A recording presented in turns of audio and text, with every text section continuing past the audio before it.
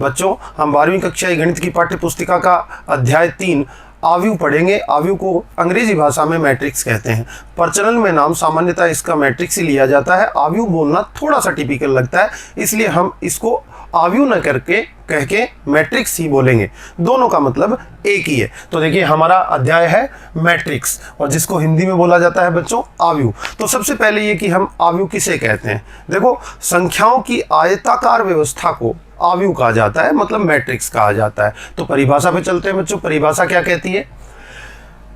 संख्याओं की पंक्तियों एवं स्तंभों में सुनिश्चित आयताकार व्यवस्था को आव्यूह कहते हैं। जैसा कि बताया गया, एक व्यवस्था होनी चाहिए जो आयताकार होनी चाहिए। किसकी? संख्याओं की, जिसमें कुछ पंक्तियां होंगी, कुछ स्तंभ होंगे। देखिए एक आयताकार व्यवस्था अगर मैं कुछ संख्या की जचाऊं तो 1 2 3 4 5 6 मेरे पास संख्या है। मैंने उनको आयत के रूप में सेट कर दिया।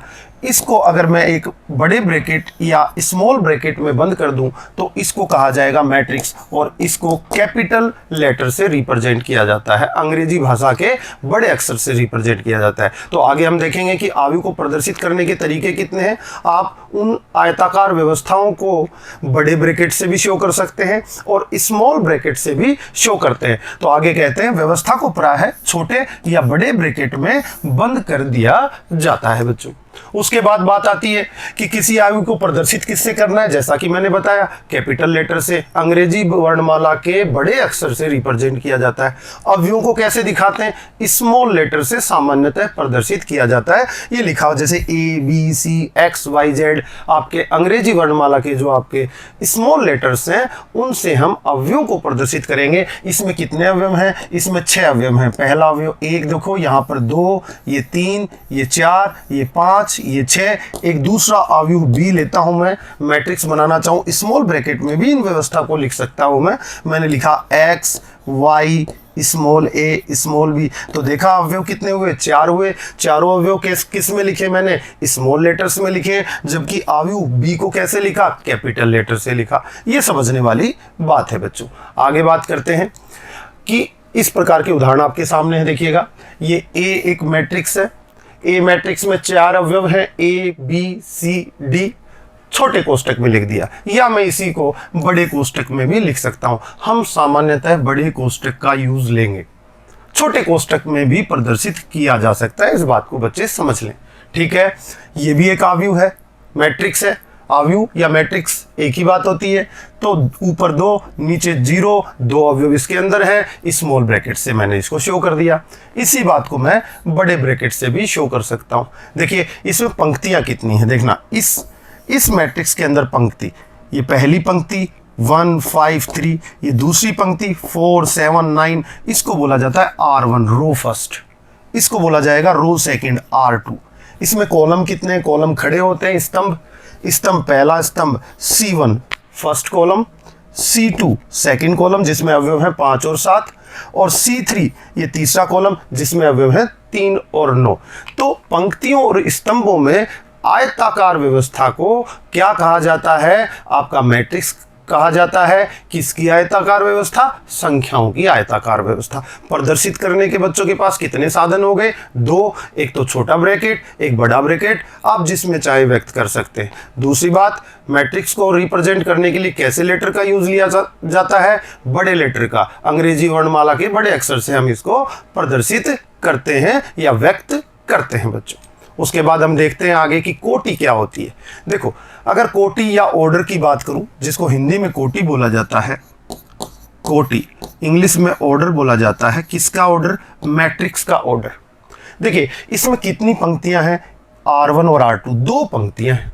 इसमें स्तंभ कितने हैं? फर्स्ट सेकंड और थर्ड 3 स्तंभ हैं।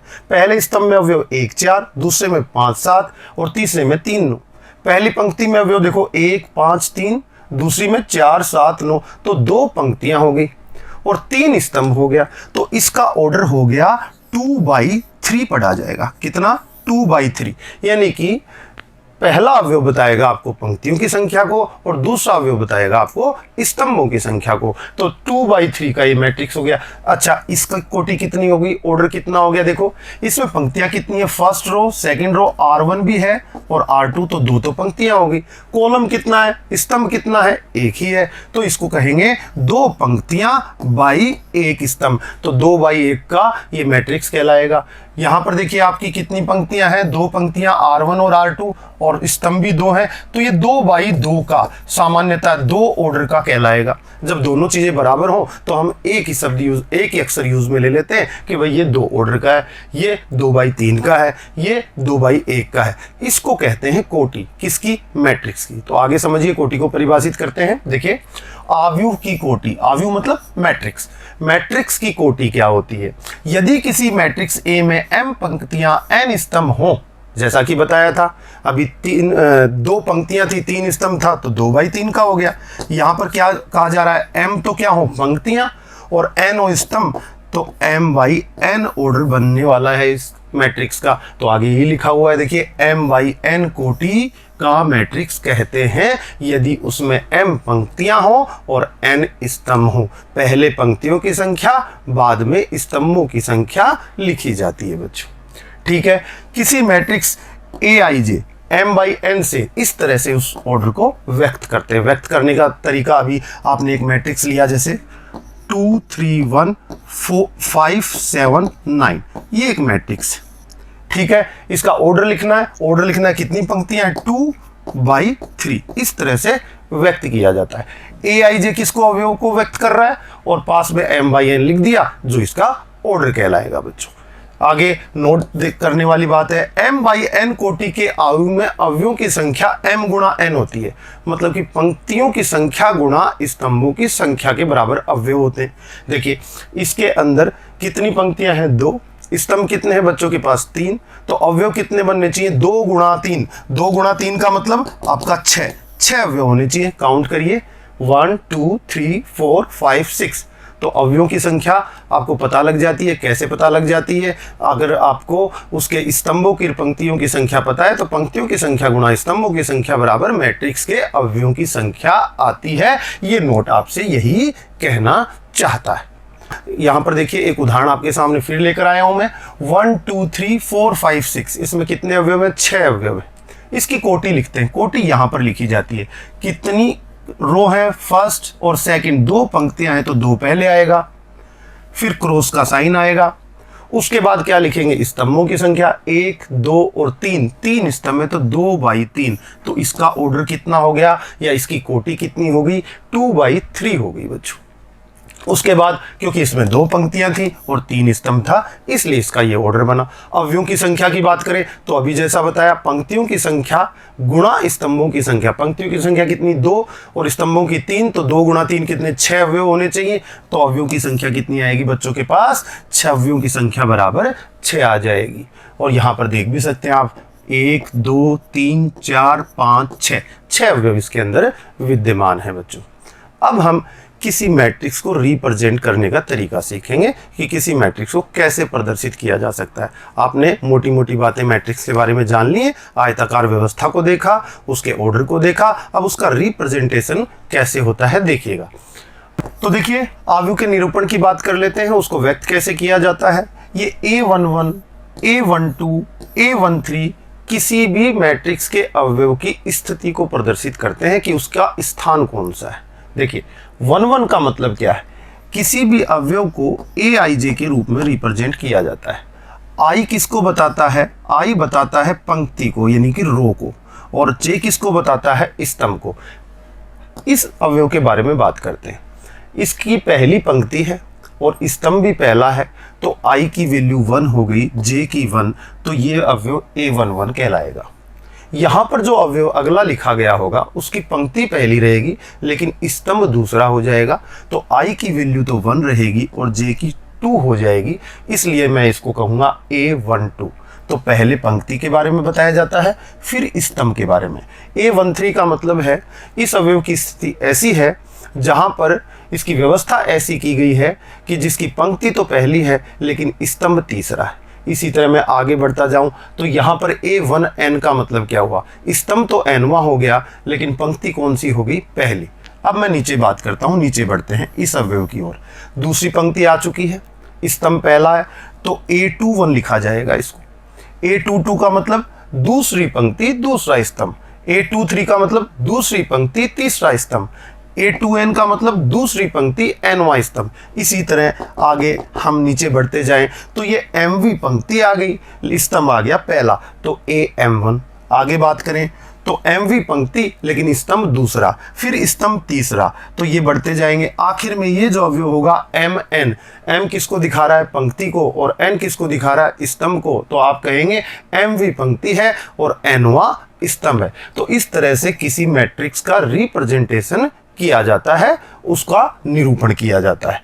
AIJ प्रत्येक अवयव को प्रदर्शित करता है। ये सारे अवयव जितने भी लिखे हुए हैं AIJ हैं। I और J के मान बदलते जाएंगे तो इनकी व्यवस्था बदलती जाएगी, इनकी जगह बदलती जाएगी, इनकी आइडेंटिटी चेंज होती चली जाएगी। एक मैट्रिक्स लेते हैं और उस पर बात करते हैं। जैसे कि फॉर एग्जाम्पल एक मैट्रिक्स लिया आपने B और इसके अंदर अवयव डाला 4 5 6 7 8 9, ये एलिमेंट्स। 4 की स्थिति जानना चाहें हम, 4 कहाँ पर है, देखिए पंक्ति पहली है, स्तंभ भी पहला है, बोला जाएगा A11 की जगह पे आना चाहिए, मतलब कोने में आना चाहिए। अगर मैं 5 की स्थिति देखूं तो 5 की पंक्ति कौन सी होगी, आपकी फर्स्ट, लेकिन स्तंभ हो गया दूसरा, तो 5 को कैसे लिखा जाना चाहिए, A और पहली पंक्ति दूसरा स्तंभ। 6 के लिए A13 यूज में लिया जाएगा, पहली पंक्ति तीसरा स्तंभ। 7 को क्या डिनोट किया जाएगा, 7 की व्यवस्था कहाँ है, उसकी आइडेंटिटी कहाँ पे है, उसका जो पंक्ति है वो सेकंड है और स्तंभ जो है वो फर्स्ट है, तो क्या कहा जाएगा, A21। 8 को क्या कहा जाएगा, दूसरी पंक्ति दूसरा स्तंभ, तो A22। इसी तरह 9 को क्या कहा जाएगा, दूसरी पंक्ति तीसरा स्तंभ। तो इस तरह से हम किसी मैट्रिक्स को बताते हैं बच्चों। आगे बात करें, अगला क्या कहता है, ये एक एग्जांपल आपके सामने है।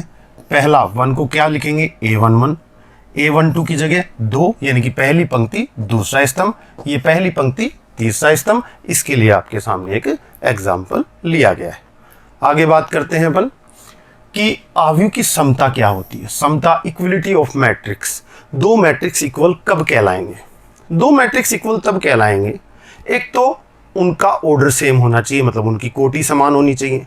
कोटि समान होगी तो अवयव भी समान आ जाएंगे, और करस्पॉन्डिंग एलिमेंट्स इक्वल होने चाहिए।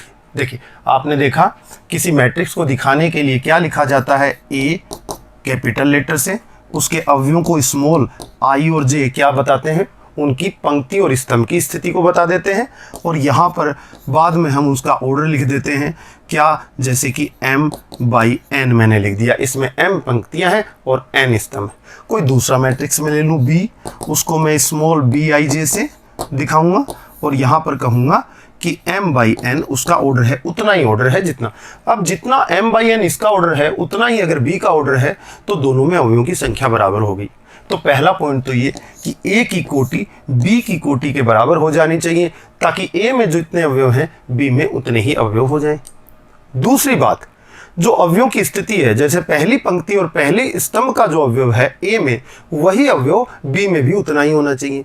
तो AIJ अवयव को प्रदर्शित कर रहा है, BIJ B के अवयवों को प्रदर्शित कर रहा है, तो AIJ किसके बराबर हो जाना चाहिए, BIJ के बराबर हो जाना चाहिए। ये बात यहाँ बताई गई है। फॉर ऑल I तथा J, सभी IJ के लिए। कहने का मतलब इसका तात्पर्य क्या है, यानी कि A11 बराबर हो B11, A12 बराबर हो B12, यानी कि इन व्यवस्था, ये अवयव बराबर होने के बाद दोनों मैट्रिक्सों, जो मैट्रिक्स हैं आपके, उनको बराबर कहा जा सकता है।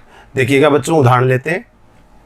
एक A मैट्रिक्स है जिसमें अवयव है 1 स्क्वायर, 2 स्क्वायर, 3 स्क्वायर, 4 स्क्वायर। अब बच्चे इनको देखें तो यहाँ पर A के अंतर्गत मैं बात करूं तो A11 कितना बनेगा, 1, पहली पंक्ति पहला स्तंभ, पहली पंक्ति दूसरा स्तंभ, तो A12 कितना बनेगा आपका, 2 दूनी 4। फिर आपका A13 कितना बनेगा, A21 दूसरी पंक्ति पहला स्तंभ कितना बनेगा, 9 बनेगा, और फिर A 2 कितना बनेगा आपका 4 स्क्वायर यानी कि 16 बनेगा। अब यहाँ पर B11 की बात कर ले, क्या 1 ही है, तो A11 बराबर हो गया ना B11। A12 बराबर देखो यहाँ पर ये इसके बराबर करस्पॉन्डिंग एलिमेंट, ये इसके करस्पॉन्डिंग एलिमेंट है तो ये इसके बराबर और ये इसके बराबर। तो यहां से हमें पता चला कि Aij जो है Bij के बराबर है। कोटि की बात करें तो इसका ऑर्डर 2/2 और इसका ऑर्डर भी 2/2। क्यों? क्योंकि इसमें 2 पंक्तियां हैं 2 स्तंभ हैं, इसमें भी 2 पंक्तियां हैं 2 स्तंभ हैं, तो दोनों बराबर हो गए। तो यहां से ये देखकर आप कह सकते हैं कि मैट्रिक्स बराबर है। यहां पर देखिए एक A मैट्रिक्स दिया है, एक अनोदर मैट्रिक्स B दिया है। कहा जा रहा है कि A और B बराबर हो तो X, Y, Z और ABC की वैल्यू ज्ञात करिए। अब आपको पता है कि दोनों मैट्रिक्स बराबर हैं तो इनके करस्पॉन्डिंग एलिमेंट संगत अवयव भी बराबर होंगे, यानी कि ये अवयव इसके बराबर होना चाहिए। ये पहली पंक्ति दूसरा स्तंभ इसकी पहली पंक्ति दूसरे स्तंभ के बराबर होना चाहिए। इसको बोला क्या जाएगा? इसको बोला जाएगा A12। इसको क्या बोला जाएगा? A13 पहली पंक्ति तीसरा स्तंभ। इसका भी देखो, इसको क्या बोलेंगे अपन? A13। किसको बोलेंगे? Z को। तो Z A13 बराबर 4 और यहाँ पर A13 बराबर कितना हो गया आपका? Z। तो Z बराबर 3 हो गया। तो आपने कहा X बराबर 2, Y बराबर 3, Z बराबर 4। नीचे से देखें तो A के बराबर क्या होना चाहिए? 7। तो A की वैल्यू 7 आ जाती है। B बराबर 9 हो जाना चाहिए। C बराबर कितना हो जाना चाहिए? आपका 8 हो जाना चाहिए।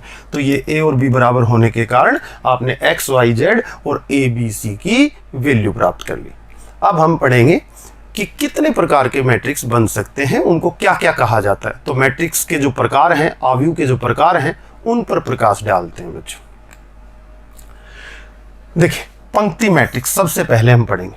पंक्ति मैट्रिक्स जिसमें एक ही पंक्ति हो, ऐसा मैट्रिक्स जिसमें एक ही पंक्ति, केवल और केवल एक पंक्ति हो, पंक्ति मैट्रिक्स कहलाता है। लाइक दिस, एक मैट्रिक्स लिया A और सिर्फ एक ही पंक्ति बनाई, यानी कि 1, 5, 9, 7, ये लो।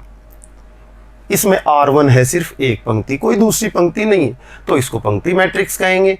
तो इसका जो ऑर्डर आएगा वो 1, यानी कि पंक्ति की संख्या 1 बाई स्तंभ लिया जाता है। स्तंभ कितने बन गए? पहला स्तंभ, दूसरा, तीसरा और चौथा, तो 1/4 का मैट्रिक्स हो गया।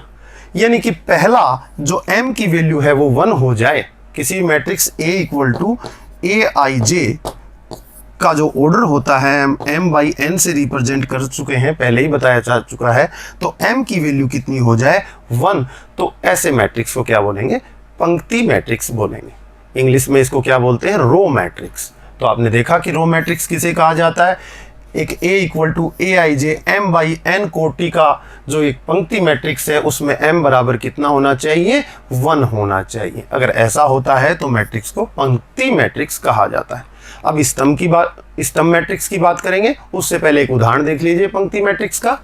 A देखिए, A11, A12, A13, A14, सब में पंक्तियां कितनी हैं इस पूरे मैट्रिक्स में? 1। तो यहाँ पर इसका ऑर्डर 1/n बना। कॉलम कितने हो गए? n column. तो ये क्या हो गया? पंक्ति मैट्रिक्स। यहाँ पर देखिए, ये 1, 2 और 3 एक ही पंक्ति है, इसलिए इसको पंक्ति मैट्रिक्स कहा जाएगा। इसी प्रकार स्तंभ मैट्रिक्स की बात करें तो स्तंभ मैट्रिक्स आगे आप देखेंगे कि 5, 7, 9 ये एक स्तंभ मैट्रिक्स है। इसमें कॉलम कितना हो? 1, पंक्तियां 1, 2, 3, तो 3/1।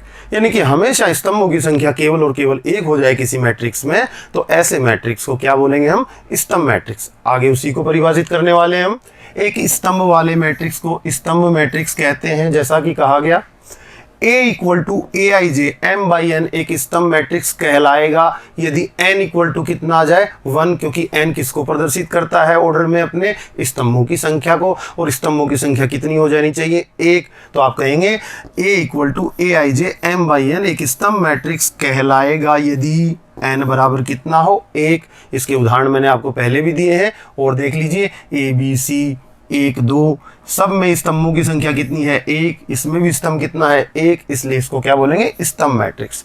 अच्छा, कोई मैट्रिक्स ऐसा हो जिसमें एक ही अवयव हो, तो ऐसे मैट्रिक्स को एकल मैट्रिक्स कहा जाता है। तो सिंगलटन मैट्रिक्स की बात करें, एक A मैट्रिक्स है, इसमें मान लो सिर्फ 5 अवयव है, तो इसमें पंक्ति भी 1 हो गई, स्तंभ भी 1 हो गया, तो इसको क्या लिखेंगे? 1/1।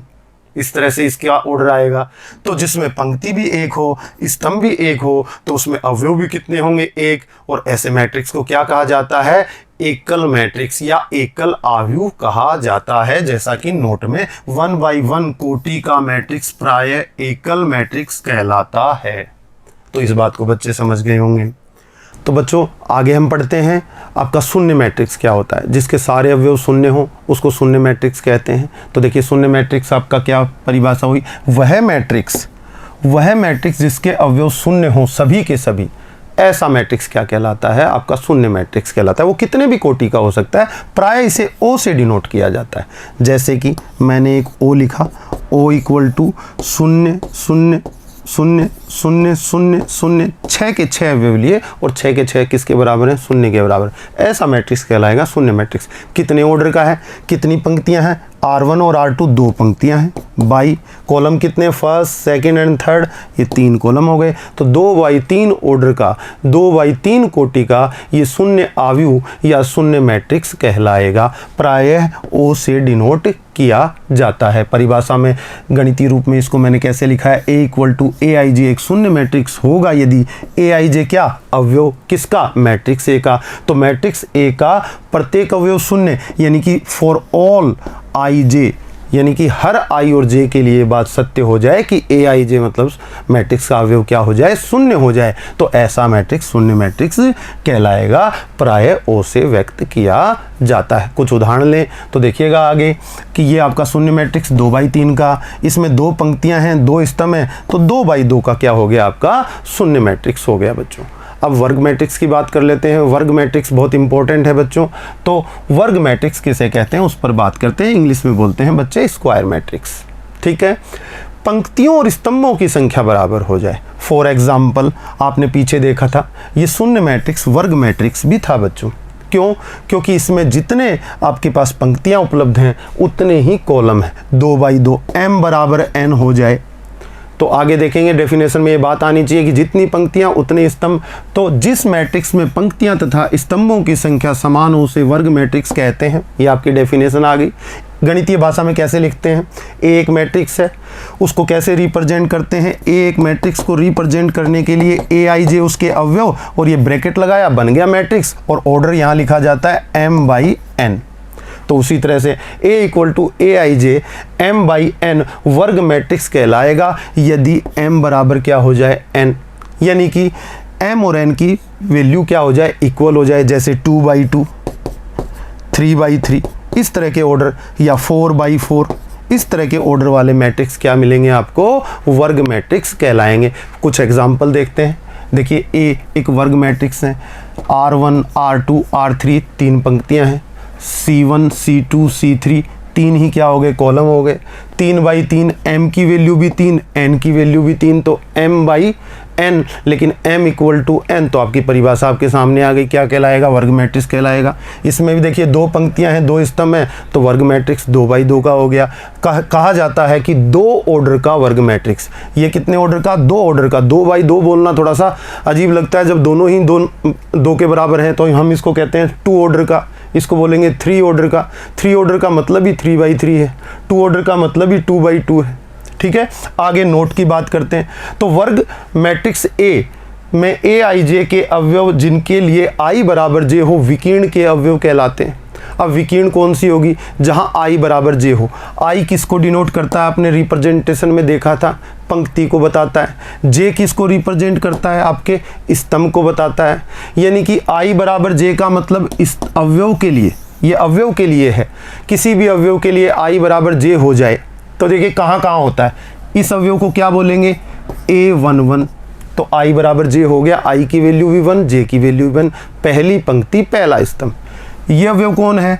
दूसरी पंक्ति दूसरा स्तंभ। इसके लिए भी क्या हो गया? A22 से रिप्रेजेंट किया जाता है। ये अवयव किससे रिप्रेजेंट किया जाएगा? तीसरी पंक्ति तीसरा स्तंभ। इसको A33 से रिप्रेजेंट किया जाता है बच्चों। तो आप देख रहे होंगे पहली पंक्ति पहला स्तंभ, दूसरी पंक्ति दूसरे स्तंभ और तीसरी पंक्ति तीसरा स्तंभ। ये अवयव क्या कहलाते हैं? विकीर्ण के अवयव कहलाते हैं बच्चों। 7, 5 और 3 विकीर्ण के अवयव नहीं कहलाएंगे क्योंकि डेफिनेशन फुलफिल नहीं होगी। वही अवयव विकीर्ण के कहला सकते हैं जिसमें I = J हो, यानी पंक्ति की संख्या और स्तंभ की संख्या वहां पर समान हो। अब 7 में देखिए पंक्ति तो कौन सी बन गई? तीसरी, लेकिन स्तंभ कौन सा आ गया? पहला। तो I = J की कंडीशन फुलफिल नहीं हुई। I = J नहीं है किसके लिए? 7 के लिए। क्यों? I की वैल्यू कितनी? 3 और J की वैल्यू कितनी? 1। तीसरी पंक्ति पहला स्तंभ। इसके 3 के लिए बात करें तो 3 भी इस कैटेगरी में नहीं आता है। तो विकीर्ण के अवयव सिर्फ कौन हुए? 1, 5 और 9। ये यहाँ पर कहा गया। आगे इस बात को समझाया गया है, देखिएगा कुछ उदाहरण लेकर। ये मैंने एक मैट्रिक्स बना दिया जो पीछे लिया था उसी का। तो 1 विकीर्ण का अवयव हो गया, 5 विकीर्ण का अवयव हो गया, 9 विकीर्ण का अवयव हो गया। इसको बोला जाता है मुख्य विकीर्ण। और मुख्य विकीर्ण किस में पाई जाती है? वर्ग मैट्रिक्स में पाई जाती है। अब मुख्य विकीर्ण के अवयव आपने देखा तो I = J होना चाहिए। देखो 1 का मतलब A11, I = J इसमें भी है। यहाँ पर A22 का मतलब I = J है, तो 5 भी विकीर्ण का अवयव हो गया। 9 की बात करूँ तो A33 इसकी व्यवस्था, इसकी स्थिति A33 पे है, यानी कि पंक्ति भी तीसरी, स्तंभ भी तीसरा, इसमें ये दोनों बराबर हो गए। तो इसको क्या बोलेंगे अपन? विकीर्ण का अवयव कहेंगे बच्चों। आगे बढ़ते हैं। आगे बढ़े तो मैट्रिक्स का ट्रेस क्या कहलाता है? देखो किसी वर्ग मैट्रिक्स का ट्रेस से मतलब क्या है? उसके विकीर्ण के अवयवों का योग। आपने पीछे देखा था विकीर्ण के अवयव कौन कौन थे? 1, 5, 9। तो इसकी अगर ट्रेसिंग करें अपन, ट्रेस ऑफ द मैट्रिक्स की बात करें, इसका ट्रेस क्या है? तो 1 + 5 + 9 जो वैल्यू आएगी इस मैट्रिक्स का ट्रेस कहलाएगा। ये यहाँ पर समझाया गया है। किसी वर्ग मैट्रिक्स A = Aij में उसके विकीर्ण के अवयवों का योग किससे प्रदर्शित कर रहे हैं? सिग्मा Aij से। उस मैट्रिक्स का ट्रेस कहलाता है, जिसको TRA से रिप्रेजेंट किया जाता है। उदाहरण के लिए आगे देखिएगा, उदाहरण मैंने लिया है ये। इसका ट्रेस ज्ञात करते हैं किसका? मैट्रिक्स A का ट्रेस। तो लिखा जाएगा T और R और A, ये ट्रेसिंग हो गई। ठीक है। विकीर्ण के अवयव 1, 5 और 9, इनका योग 1 + 5 + 6 = कितना हो गया? 12। तो इसका ट्रेस मैट्रिक्स A का कितना आया? 12। तो ये ट्रेस देखने के बाद आगे बात करते हैं अपन आपके विकीर्ण मैट्रिक्स की, कि विकीर्ण मैट्रिक्स किसे कहा जाता है? विकीर्ण मैट्रिक्स इंग्लिश में बोलते हैं diagonal matrix. Diagonal matrix, diagonal के अवयव तो आपने अभी अभी देखे ही थे जो कि वर्ग मैट्रिक्स में पाए जाते हैं। तो परिभाषा में ये आएगा कि एक वर्ग मैट्रिक्स ही विकीर्ण मैट्रिक्स बन सकता है। लेकिन कब बन सकता है? विकीर्ण को छोड़कर सभी अवयव शून्य हो जाएं। अब देखिए कोई भी वर्ग मैट्रिक्स 3/3 का मैंने लिया तो उसके विकीर्ण के अवयव 1, 5 और 7 मान लो ये हैं। बाकी के अवयव ये अवयव, ये अवयव, ये बाकी के अवयव क्या हो जाएं? 0 हो जाएं, यानी विकीर्ण के अलावा सभी अवयव शून्य हो जाएं। तो ऐसे मैट्रिक्स को कहा जाता है विकर्ण मैट्रिक्स, जिसको डायगोनल मैट्रिक्स भी कहते हैं। तो यदि किसी वर्ग मैट्रिक्स के मुख्य विकीर्ण के अतिरिक्त अन्य सभी अवयव शून्य हो तो विकर्ण मैट्रिक्स कहते हैं। आपकी परिभाषा जो हमने बोली अभी सामने आ गई। उसके बाद अगर मैं इसको बात कहूँ गणितीय रूप में तो मैं लिखूंगा A = Aij विकर्ण मैट्रिक्स कहलाएगा। कोई वर्ग मैट्रिक्स A = Aij विकर्ण मैट्रिक्स कहलाएगा यदि, अब विकीर्ण के अवयव में क्या खास बात होती है? I = J होता है। तो I = J न हो वे अवयव शून्य हो जाने चाहिए। तो Aij शून्य हो जब I = नहीं हो J। तो देखिए यहाँ पर I = J नहीं है। इसको कैसे रिप्रेजेंट कर देंगे? पंक्ति कौन सी? पहली। स्तंभ कौन सा आपका? दूसरा। तो पहली पंक्ति दूसरा स्तंभ। तो I = J नहीं है और I = J नहीं है तो कितना हो जाना चाहिए? 0। आगे बात करते हैं, इस अवयव की बात करें, इसको कैसे, इसकी स्थिति को कैसे बताएंगे? इसकी पंक्ति कौन सी है? पहली, और स्तंभ कौन सा है? तीसरा। तो आप कहेंगे A13, यानी कि 13 के इक्वल नहीं है, यानी कि I = J नहीं है, तो इसको भी शून्य होना होगा। तो वे अवयव शून्य हो जाएं जहां I = J न हो, ऐसा वर्ग मैट्रिक्स क्या कहलाता है? विकर्ण मैट्रिक्स। कुछ इसके एग्जाम्पल दिए हैं बच्चों, आगे देखिएगा। जैसे कि A11 कोई भी अवयव हो, A22 कुछ भी हो, A33 कुछ भी हो, इनको छोड़कर, मुख्य विकीर्ण को छोड़कर बाकी अवयव की वैल्यू कितनी हो जाए? शून्य। तो इसको कहेंगे कि ये विकर्ण मैट्रिक्स है बच्चों। उसके बाद ये एग्जाम्पल देखिएगा 1, 5, 7, आपने मुख्य विकिरण के अवयव तो शून्य नहीं है, उनको छोड़कर बाकी के शून्य हो जा रहे हैं। तो यहाँ पर डेफिनेशन में कहा गया है कि बाकी के अवयव क्या हो जाएं, शून्य हो जाएं, तो इसको क्या कहेंगे, विकर्ण मैट्रिक्स, जो कि यहाँ पर आपको दिखाई दे रहा है। अब डायगोनल क्या होती है, डायगोनल एलिमेंट कौन कौन से हैं, 1, 5, 7। ऐसे मैट्रिक्स को इस तरह से डायगोनल ऑफ 1, 5, 7 से रिप्रेजेंट किया जाता है। इसको बोलते हैं डायगोनल मैट्रिक्स, हिंदी में बोलते हैं विकर्ण मैट्रिक्स। उदाहरण हम ले लेते हैं, यहाँ पर 3, 2, 1। अब क्यों नहीं है, यहाँ पर इस अवयव की मैं बात करूँ तो इसका रिप्रेजेंटेशन कैसे होगा, पहली पंक्ति तीसरा स्तंभ, यानी कि ये नहीं है 0 के बराबर, और यहाँ पर i इक्वल टू जे भी नहीं है। जब i इक्वल टू जे नहीं है तो विकर्ण क्या होना चाहिए, वो जी शून्य के बराबर होना चाहिए, तभी आपकी परिभाषा से वो क्या बन सकता है, आपका विकर्ण मैट्रिक्स बन सकता है। तो यहाँ पर इस बात का खंडन हो जाता है। विकर्ण कौन सा हुआ, ये अवयव, ये अवयव, ये अवयव, इनको छोड़कर बाकी के क्या होने चाहिए, शून्य होने चाहिए, ये आपकी परिभाषा कहती है। आगे देखिए, अदिश मैट्रिक्स किसे कहते हैं, अदिश आव्यूह।